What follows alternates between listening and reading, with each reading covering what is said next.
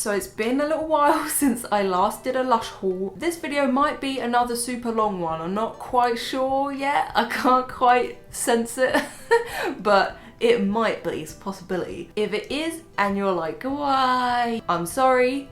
It's because I don't want to do Lush hauls all the time, because I know for people who don't buy from Lush, it's annoying for them. But I do order from Lush usually about once a month. So what I do is I just save up all this stuff, and now I've got like 5 months worth of stuff that I could talk to you about. That's why the video ends up being long. Some of this stuff was sent to me for free as a press gift from Lush, but that does not change my opinions on stuff. So let's jump straight in to bath bombs. I am still not 100% sure if bath bombs or bubble bars are my favourite. I'm leaning towards team bubble bar. Generally, I only prefer bath bombs if there's kind of a show and they're beautiful to watch and there's something spectacular about them. Because if I just put them in and they fizz up pretty quick and it's just like a bit of a pink bath or something, I would probably have preferred just a bubble bar. Having said that, the first one I'm going to talk about is a very simple one. It's just green, basically. So the first bath bomb is Avobath. It's basically avocado, Avobath, have a bath, get it? Very clever. So here's what the website says about Avobath. It says, Avobath in the morning to help you face the day. Avobath. Oh, it's so clever. Its lemongrass and bergamot oils will pick you up while also tackling dryness with avocado and olive oil. It contains luster. I Lush trying to say glitter, but they don't want to say glitter, basically. Glitter is not a dirty word, Lush. It contains glitter, which gives you a shimmering green effect to the water, but will leave your skin feeling dazzling without the dazzle. Maybe I want the dazzle. It also contains lots of mashed avocado and olive oil to tackle dehydration, making this an excellent choice for dry skin sufferers. Even though this is a pretty simple one, and like I said, I am more of a fan of spectacular bath bombs. Even though this was really simple, I did really like this one. I really liked the smell. It felt very refreshing. The colour was beautiful. The bath water was beautiful colour. It definitely felt like soft and moisturising. I think I spoke about this in my last haul, that it probably sounds weird to describe like water as feeling soft when it's softer than water usually does, but it felt creamy and moisturising, and I love the glitter. Anyone that has glitter in it.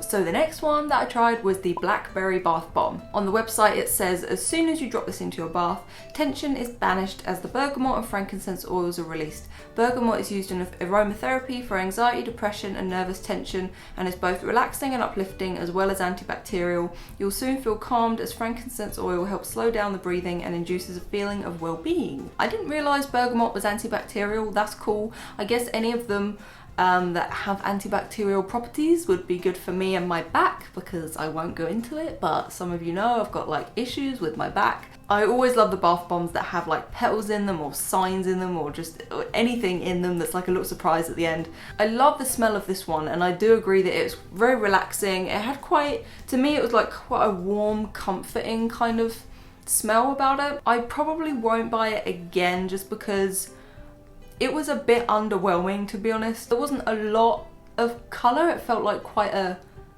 weak colour. I don't know how to describe it, but like I really like thick buckets of colour where like I can't see my hands through it, you know? Though I know some people probably don't like that and would want something more subtle. When I bought it, I wasn't sure if I would like it or not. It wasn't one of the bath bombs that I was immediately like, oh my god, I have to try it, you know, but eventually I would like to try all of the vegan bath bombs anyway. Even the bath bombs that I don't absolutely love, I'm sure it's not going to be an awful experience trying them out, you know. Suffering in the bath, like, ugh, this bath bomb is just not what I wanted. The next one was a Mother's Day exclusive, so I don't think you can get it anymore, unfortunately, but hopefully it will be back at some point because I really liked it and I would buy it again. It was the Rose Bombshell bath bomb. Correct me if I'm wrong, but this changed. Like, it used to be very different, I think. It looked very different and it was very different. So if you tried it in the past and you're like, ah, this one's rubbish, it may have changed. Not that you can buy it anymore, but I still have what it said on the website about it. Slip into the tub with a rose bombshell and let your troubles float away like rose petals on the water. As its shell fizzes away, it releases a luxurious cascade of real yellow rose petals and mineral rich sea salt. It was beautiful. It just looked really, really beautiful. I don't often often like rose scented things, to be honest, but this and the Rose Jam Bubbleroon are exceptions. I love them. They smell so nice. Yeah, I love that bath bomb. I hope it comes out again for Mother's Day. Maybe I'll even buy my mum one next time. I do think I bought my mum some Lush stuff actually for Mother's Day or for her birthday. I just didn't give her that bath bomb. That was for me. Sorry. The next one is now one of my all-time favourite bath bombs, and that is Guardian of the Forest. So the website says, see with your eyes uncovered as you find the spirit of the forest. So it contains oak moss absolute, lime oil, cypress oil, rosewood oil. I love the smell of this. It's very earthy, and that combined with the colours, like the colours were beautiful. And this is an example of a bath bomb where like it is basically one colour, it's green, but unlike the Avobath one, which was green, this has like a mixture of different shades of green. There's a really beautiful like almost teal green, there's some sort of yellow. It's absolutely beautiful. I love this. I love the way it looks like when it's together before you use it. I just think it's so cute and pretty. I definitely got the sense that I was chilling in a magical lagoon in an enchanted forest, let's just put it that way. So that is all for bath bombs. Now we're gonna move on to a boobly bars. So first up, I used the Flowery Tea Bubble Bar. I'll read you some of what it says on the website about it. Clamber into stew in a hot floral brew with uplifting neroli and rosewood oils and allow your mind to drift. Turn your bath into a giant teacup as you float amongst the exotic blue cornflowers, sunny orange flower absolute and rich rosewood, helping you tap into that inner calm. I didn't think I would be a fan of this, honestly, because it was white. I'm a big fan of deep, rich, vibrant colour in the bath. Like, I love it. So I wasn't sure how I would feel about it, but I was excited to try it nonetheless. As I said, it's not going to be a horrible experience, is it? But I really loved it and I would totally get this again. It smelled beautiful. It smelled so relaxing. This is one of the most relaxing products I've used, I think. The scent is just like, oh, I love the fact that it's a tea bag. Like, that's so cute. The only thing that did worry me was that if I held it by the string under the tap, that like the part around the string, it would eventually crumble and fall off. So I don't think for the most part I held it by the string. I might have done in the footage that you saw, but mostly I held just the corner of the tea bag and held it under the tap. I remember using that when I was feeling quite stressed and laying there like with my ears under the water, just like my face poking out from the water, and just smelling the smell and being all like chilled. Next is the Rose Jam Bubbleroon. This I think is also one of my all-time favourites. I've got to be careful saying that because before I know it, everything's gonna be on my all-time favourite list, isn't it? I love how it's like a little macaroon. That's so cute. It smells beautiful. There's glitter, which is good. I find it really easy to break up. This comes already kind of half divided, so you can pull like, you know, the macaroon apart, and then you can break those into two again. So I often will break it up into 4 bits like that, and it lasts me 4 baths. Next up is Blue Skies and White Fluffy Clouds. Remember what I was saying a minute ago about having to be careful about saying that everything is one of my all-time favorites? This is one of my all-time favorites. It just reminds me of like being at the seaside, being by the ocean. I might even prefer this to the Comforter. I think maybe my taste in scent is just changing a little bit. Maybe it's to do with the time of year as well, but I'm kind of leaning away from such sweet smells. Do you know what? I sniffed Snow Fairy when I went into one of the shops at like Christmas time or something, because everyone was always banging on about it and about how great it was, and I sniffed it. I was not that enamored with it. It was alright. I feel like I just committed sacrilege. And I think my taste in scents is just changing a little bit now, probably thanks to Lush. I've sniffed such a wide variety of different kind of scents now, that I don't just automatically go for super sweet things anymore. I actually have a little bit of it left. I prefer the smell when it's in the bath. Like Ultraviolet and the Comforter and stuff, I could sit and sniff them all day. And this one, I don't go, ooh, when I sniff it. But when it's in the water is a different story, because just sniffing this on its own doesn't really, you don't really get the full effect. This scent, when it's in the water and you're laying there with the bubbles and the blue water and everything, that's part of the experience, you know? Next up, I tried the Brightside Bubble Bar.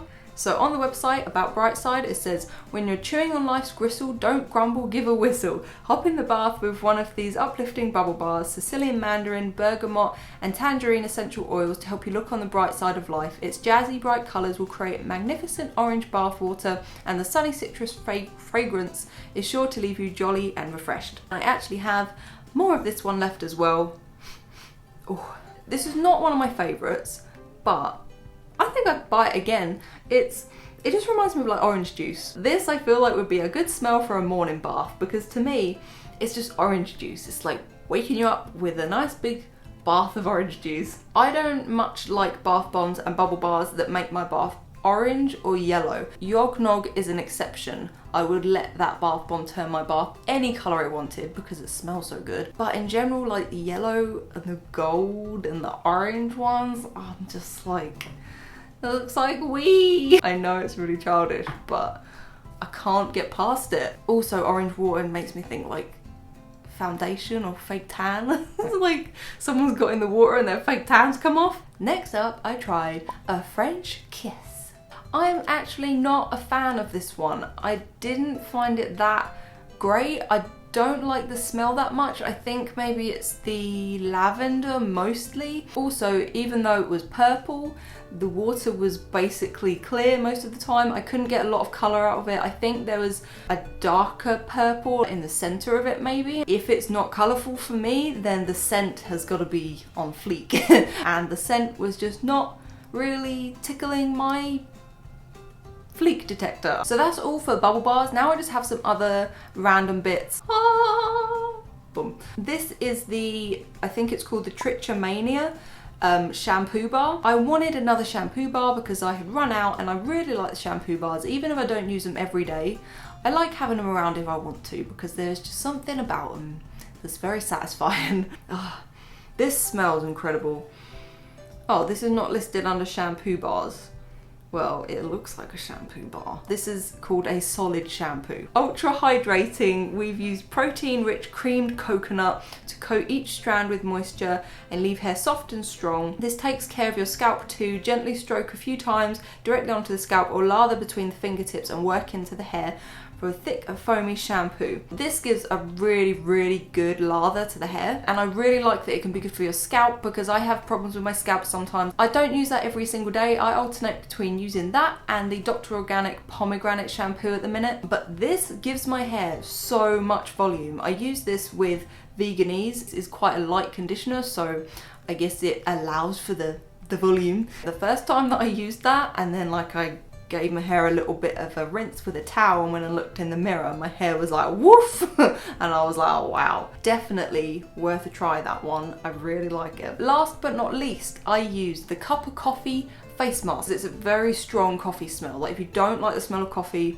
you will not like this. I decided reasonably quickly that I loved it. Definitely a good one for waking you up in the morning. Someone on my Instagram, I think it was, suggested to me washing it off when you're in the shower, and I wasn't sure what they meant or why until I first used it. And it's definitely one of those masks that is a bit tough to get off. It has lots of little bits of presumably coffee in it. When it's got that kind of exfoliation in there, it can kind of get a bit scratchy when you're trying to take it off sometimes. I took this person's advice and I started using it just before I hopped in the shower, and then when I get in I just sort of stand under and wash it off, and it was a lot easier. I don't wear makeup most of the time, and I have been feeling pretty confident in my skin, and I always feel better about my skin when I've been using a Lush face mask, to be honest. The Cup of Coffee one is a face mask and a body scrub, so like coffee is supposed to be good for, I think it's cellulite. I used it a couple of times sort of on my legs and my hips just while I was stood in the shower. I didn't notice like all my cellulite disappearing or anything, but I didn't expect it to. But my skin felt really lovely and soft, so I definitely use it as like a body exfoliator or something. So that is everything. My foot is going numb now, so I'm gonna go and not drag this out any longer. Please consider giving me a thumbs up if you enjoyed this video. Thank you so much for watching. I really hope that you enjoyed it, and I'll speak to you again soon. Bye bye.